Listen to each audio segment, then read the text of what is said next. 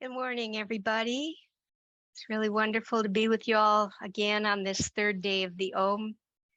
And today, as Mateo said, this first session is being offered by the Sri Aurobindo Association, affectionately known as SAA, who have been hosting this conference. So right now, I'd like to give you a quick little introduction to SAA and share with you some of our efforts toward collective yoga. So SAA is an all-volunteer, nonprofit organization, and our mission is to be of service to the integral yoga community, especially the community in North America. And our work has two aspects, outer and inner. So the outer aspect is activities and services that you can see. For instance, we publish Collaboration Journal. Here's my show and tell. Collaboration Journal of Integral Yoga 3 times a year. We have a YouTube channel with podcasts and interviews on yoga. We support the annual Om conference by helping local organizers each year and maintaining the Central Om website. We host email listservs that are heavily used for community announcements. We host some online discussion groups. We publish listings of Sri Aurobindo of integral yoga centers and organizations and study groups on our website. And we also channel tax-deductible donations to Oroville and the Sri Aurobindo Ashram in Puducherry. And to work on all these activities, we have a central board of directors, which right now is 5 people, but also a number of advisory boards and working groups, committees, and associates, all volunteers, and all of whom have been drawn to participate in this karma yoga dedicated to the vision and work of Sri Aurobindo and the Mother. And, you know, we're from all over the place, East and West Coast, USA, Canada, Panama, even Germany. So, you know, it's a pretty big network. And if you want to know more about SAA, you can go to our website, collaboration.org. So that's the first aspect of our work, what you can see from outside. The second aspect of our work has to do with the consciousness in which we perform that work. And that's very important to us because we really, really want to do collective yoga. Which, you know, you could say it's just like individual yoga, but more complicated because all the many parts of being that we have to deal with inside ourselves in individual sadhana are multiplied in the group. So the way I see it, the secret recipe for collective yoga is for each person in the group to be actively in touch with their inmost self, the soul, what Sri Aurobindo calls the psychic being, to be able to open to the light of the highest consciousness, which we know is the Divine Mother, and to feel a unity with others in the group. So, you know, that's like 1, 2, 3. Yeah, seems pretty simple, right? Right? All we need to do is act from our inmost being, open to the Divine Mother, and feel united with others, while we're reviewing financial reports and debugging software and managing databases and making layout decisions for Collaboration Journal and organizing an Om conference. Yeah, what could go wrong? So the problem is that by default, especially when we're in a group, people are nearly always in the surface consciousness, swimming in mental, emotional, life energy currents, and even the physical reactions of ordinary human nature. So how do we get out of that surface consciousness and slip into a deeper energy field of harmony, unity, and mutuality? Well, we have a number of ways to help us do that, but what they all have in common is that whenever the consciousness in a meeting gets a bit disrupted or externalized, we physically stop the conversation and drop into a momentary silence to do a quick reset. Okay, so we stop talking and maybe have a short meditation or read a poem by Sri Aurobindo, or a quotation by the mother. And sometimes we listen to Jonathan Kay play music for 5 or 10 minutes, which is just wonderful. Or we adjourn for a 5-minute break and come back recalibrated. And one of our most helpful practices is that after any person speaks during a meeting, we don't always manage, but we try to take 3 breaths before the next one speaks. And this is a great way to calm down vital energies that want to go too fast and bulldoze everything. So all these simple little tricks are ways of stepping back out of the surface consciousness and into a deeper calm where we can open to higher intuition and guidance. And it requires a certain flexibility, equanimity, and most of all, goodwill. Because as always in group work, buttons are pushed, disagreements occur, feelings can run hot, our opinions can be strong. So we need to learn how to readjust our consciousness on the fly in real time. But we're all committed to that, and we have a real respect for each other in doing so. But what to me has been the most unexpected development is that we spend the entire first hour of our bi-weekly meetings looking at collective yoga and trying to figure out how we might do it better. So we start with the 5-minute meditation to move our thoughts into a more centered space. And we widen our awareness to include all the others in the group. And then we have what we call a check-in, where we go around the circle and each person shares a bit of what they're doing, what they're dealing with in their personal life or sadhana. So during these sharings, the rest of us practice deep listening from the soul, trying to hear the divine quality behind each voice. And everyone gets a chance to be heard fully. It's a safe space, no judgments, no interruptions. Yeah, it feels really good. It's like we're getting to know each other in a deeper way. And then when we've gone around the circle once, we open it up to a wider exploration of spiritual collectivity. And we find ourselves transitioning from mind into a more intuitive consciousness. And, it's really surprising some of the inspired ideas and strategies that come out of that. So, we know these are teeny tiny steps. And this is not Gnostic collectivity or supramental oneness, but it is collective yoga, or, anyway, at least one small attempt toward it. And these are just simple ways to develop a group cohesion, harmony, and closer feeling of trust.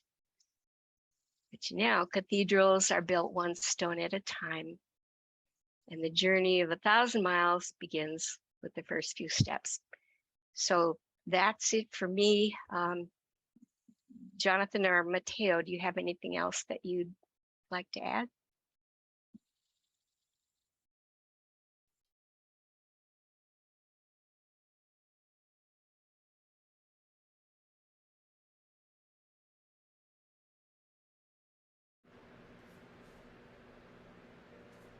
Thanks for that, Lynda.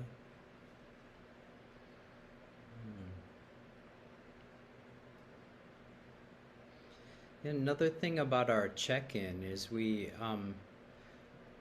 attempt a practice of no crosstalk. And what we mean by that is not asking each other questions and not engaging in that sort of normal social behavior of directing conversation. And in that way, Lynda said it. There's something that then is left for the individual to attempt to be spoken through them in the most ideal.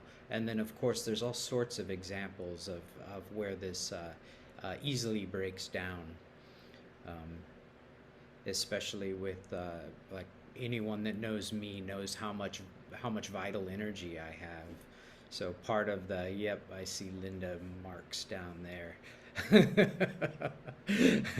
Yeah, so part of this silence between speaking is to attempt to have that settle before the next person shares, and in those silent spaces, things come through that we didn't even expect, and directions for what's next end up coming through. I was supposed to talk for 5 minutes about what we call best practices. But Jonathan was also going to talk about the prompt that we're going to have going into the first breakout session.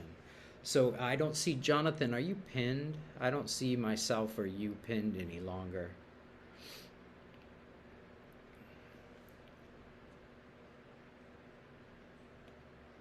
Yep, I'm here. I'm not sure if pinning is going to help other people. Let's see.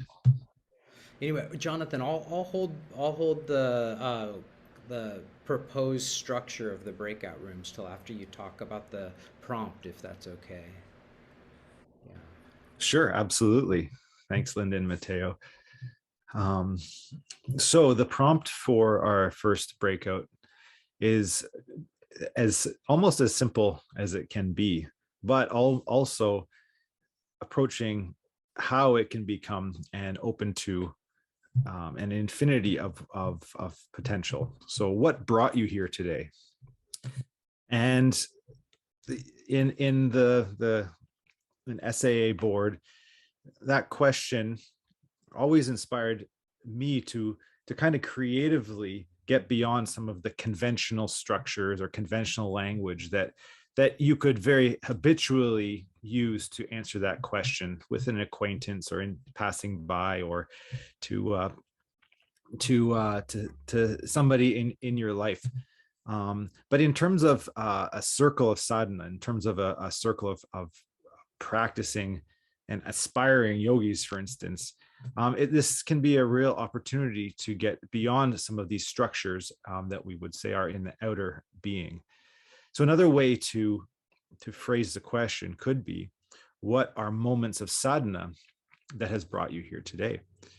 And so when we were thinking about this prompt, one way that I was approaching it that may be helpful to others was thinking about tracing one's inner aspiration over the course of a certain amount of time, whether that's a week, whether that's a couple months, whether that's based on the first time that you saw this event and said, I'm interested in coming, or 5 years, 10 years, a lifelong, or multiple lives if you want to. But tracing that inner aspiration and trying to find important nodes or singularities that stand out in your journey, because today is really, I think, about exploring the possibilities of a future of collective unity. And so what are some of those real important moments in your life that have opened you to that aspiration? And when we think about the past, it's not just something that's behind us, that is over, but it's the past is always fully present, fully full of transformational potential. And we can think of it as an integrative spiral, not necessarily a circle, as meaning the present is here and the past is gone and it's over, but really we can incorporate new insights from the past, new information, new ways of imagining, of accessing one's experience, and bringing it into the present in a way that actually changes the whole. And so this is sort of like how I would experience something like trying to find that kind of interface between an inner and an outer being. Another thing that I found interesting in this practice as well is thinking that there's multiple planes, there's multiple ways in like we are a multiplicity. There's multiple planes of consciousness. There's multiple planes of will and force, aspiration, the vital, the mental, over mental, the illumined mind. There's so many different striations that Sri Aurobindo explored and kind of mapped out for our own experimentation. And each one of them carries a different force and a different type of aspiration, a different will. And so that would be another way of trying to think about moments in your life that brought you towards this type of aspiring towards a future of collective unity, and see how those also can open to different insights about that. Something that Marco mentioned yesterday, the untimely. Sri Aurobindo also has a way of talking about that. It's called the subliminal. So the subliminal being has access to a non-linear sense of itself, in which the past or the future really is ontologically fully present and full of transformative potential. The last thing I was just going to like share in this circle and kind of bring out this question in different ways is Sri Aurobindo said all problems of existence are problems of harmony. And that word harmony is a very interesting word, very much a part of my life as a musician. And I find that the word harmony in a habitual kind of sense, I would say in my life, the way I grew up is what is pleasant, what is beautiful, you know. But in a cosmic sense, if we decenter the ego or the egoic being, an egocentric view, if we decenter that and explore different types of harmonies, we're going to find that harmony can be pleasant or displeasant according to, or unpleasant according to what perspective you are looking at the situation. And so in that sense, sometimes these moments in life are not always harmonic in the beautiful sense, but they're full of rich resonance and harmony in a different type of scale. And that's something else to consider, I would say, in approaching a phrase like that. How is it that what has brought you here today can be traced according to a certain line of kind of harmonic development or a musicality in a way. So that's what I'll offer into the circle about the prompt, what brought you here today. And I hope that's helpful, and enjoy the breakout session.